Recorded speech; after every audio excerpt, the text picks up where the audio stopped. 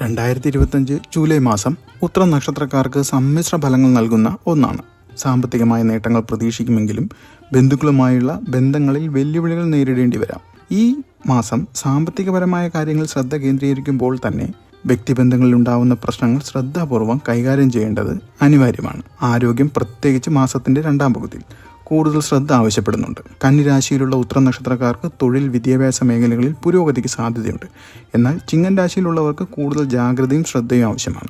വ്യാഴത്തിന്റെ ജീവ അതിചാരം പോലുള്ള ആഗോള ജ്യോതിഷ സംഭവങ്ങൾ പൊതുവായ ഒരു അനിശ്ചിതത്വത്തിന്റെ പശ്ചാത്തലം സൃഷ്ടിക്കുന്നുണ്ട്. ഇത് വ്യക്തിഗത ജീവിതത്തിലും പരോക്ഷമായി സ്വാധീനം ചെലുത്താം. നിർദ്ദേശിച്ചിട്ടുള്ള പരിഹാര മാർഗങ്ങൾ അല്ലെങ്കിൽ ദോഷപരിഹാരങ്ങൾ അനുഷ്ഠിക്കുന്നതിലൂടെ ജാഗ്രതയോടും വിവേകത്തോടെയും ഓരോ സാഹചര്യത്തെയും സമീപിക്കുന്നതിലൂടെയും പ്രതികൂല ഫലങ്ങളെ ലഘൂകരിക്കാനും അനുകൂല ഫലങ്ങളെ വർദ്ധിപ്പിക്കാനും സാധിക്കും.